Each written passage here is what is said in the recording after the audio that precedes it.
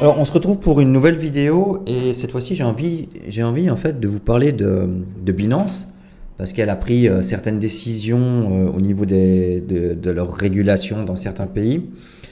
Peut-être à contre-courant pour certains. Voilà. En fait, je vais essayer un petit peu de vous expliquer pourquoi Binance est en train de prendre en fait un tournant pour essayer d'être régulé dans le plus de pays possible.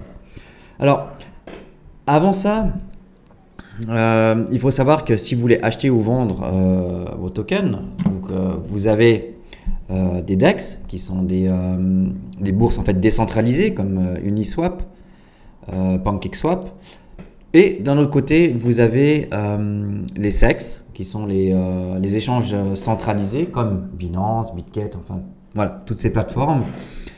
Euh, alors quelle est la grosse différence en fait, c'est que sur les DEX, donc vous gardez vos clés puisque vous tradez directement depuis votre adresse MetaMask ou autre. Et par contre, vous n'avez pas tous les outils de trading comme les stop loss, les take profit. Certains DEX maintenant proposent en fait des limites buy, mais voilà, pour un vrai trader, c'est pas vraiment suffisant. Donc, ce qu'apportent en fait les exchanges centralisés, c'est justement en fait tous ces outils pour trader à la milliseconde en fait. Donc, mais en contrepartie, ben voilà, vous n'êtes pas en possession de vos clés, de la clé des adresses de vos tokens. Voilà. Donc, s'il y a un hack, eh ben vous vous ferez voler, mais voilà. C'est les deux grosses différences, en fait, si vous voulez, d'une bourse centralisée et décentralisée. Alors, il y a, on peut, on va passer là. Donc, en allant simplement sur Wikipédia, on peut regarder un petit peu quel statut légal a Binance dans certains pays, je dirais les plus importants au monde. Alors, Binance a été en fait bannie des États-Unis pour des questions de régulation justement. Donc, elle a pas fait juste tout ce qu'il fallait pour être régulée aux États-Unis.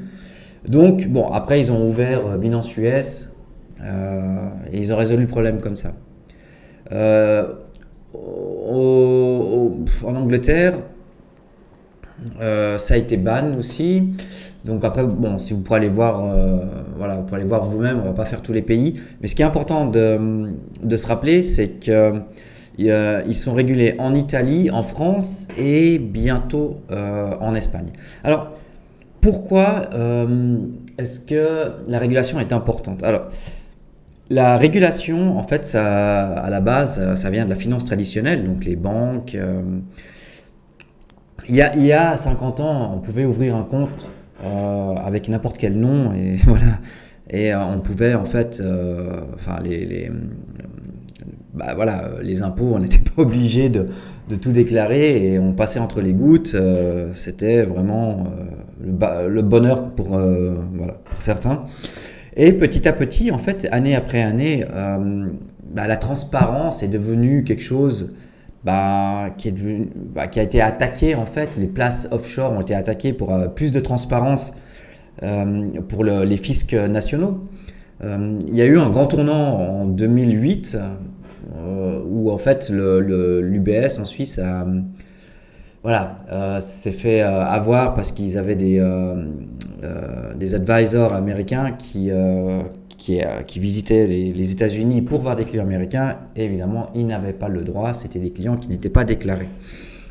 Alors, depuis là, donc tout s'est accéléré, et puis maintenant, on est arrivé en Europe, en tout cas, à un échange automatique d'informations. Donc, ça veut dire que toutes les banques, en fait, en fin d'année, vont répertorier les clients par pays. Par exemple, une banque en Suisse, elle a des clients français. Eh ben, en fait, elle va collecter toutes les données de ses clients français avec leur nom, la fortune sur le compte et deux, trois autres encore renseignements et envoyer ça directement au fisc français. Voilà où on en est aujourd'hui. euh, au niveau en tout cas européen, mais c'est vrai que dans d'autres pays mondiaux, ça se passe aussi comme ça, pour cette lutte contre la transparence et ne plus échapper en fait à l'impôt.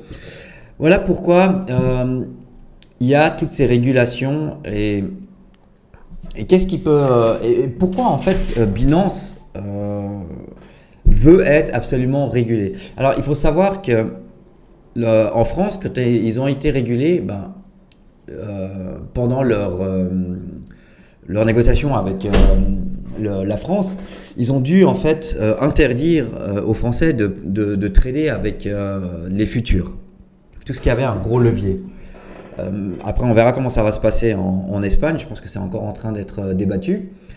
Mais les pays sont là pour protéger en fait leurs citoyens. Alors évidemment, si vous venez, si une bourse de crypto vient en disant bah, vous pouvez faire des fois 50 et des fois 100 et puis facilement bah, tout perdre, bah, ça ils vont pas aimer. Alors en fait, à qui toutes ces régulations que prend actuellement Binance pourraient profiter? Eh bien, on peut facilement le deviner, ce serait des bourses crypto centralisées qui ne demandent pas de KYC pour trader sur leur plateforme. Alors on peut citer évidemment Bybit et BitGet qui sont devenus assez populaires, il faut le dire.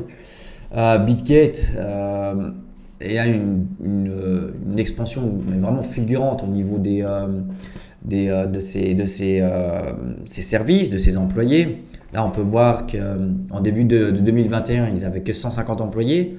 Et à la mi-mai de cette année, c'est plus de 400 personnes qui travaillent dans cette plateforme.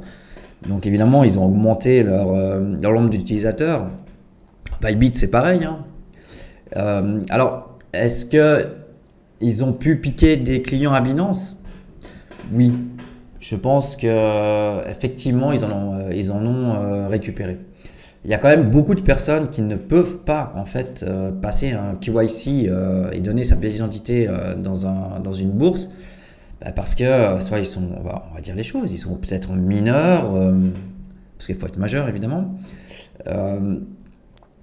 ou dans leur pays, les cryptos sont interdits. Enfin voilà, il y a plusieurs raisons qui fait qu'un utilisateur ne peut pas faire de QIC, donc forcément il ne peut pas être sur Binance, donc il va aller voir ailleurs. On a encore pas mal de ces plateformes qui acceptent justement des clients sans leur demander une pièce d'identité.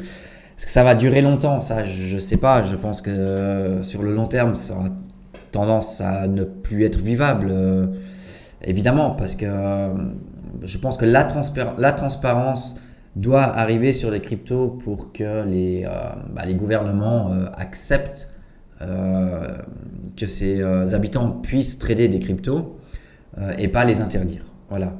Donc, est-ce que Binance a fait le bon choix? Est-ce que c'est pas un petit peu trop tôt? Il semblerait que partout où Binance va et qu'il a des problèmes avec les fiscs locaux des pays, il va devoir faire des concessions. Et cette concession, c'est souvent sur les trading, sur les futurs, à levier. Voilà, encore en Suisse, on a encore la chance, on peut encore trader sur Binance avec toutes les caractéristiques et les fonctionnalités. Donc voilà, c'était un petit peu pour vous expliquer ce que je pense. Binance peut se permettre de perdre quelques utilisateurs puisqu'ils sont de loin la plus grosse plateforme au monde. Mais s'ils continuent comme ça et qu'ils vont devoir faire des concessions dans tous les pays où ils veulent être régulés, voilà, on verra à l'avenir si les 90 millions d'utilisateurs aujourd'hui, une bonne partie n'iront pas voir ailleurs parce qu'ils n'auront tout simplement plus le choix. Voilà, on se retrouve peut-être demain, sûrement, oui, pour une autre vidéo et je vous souhaite un très bon vendredi soir.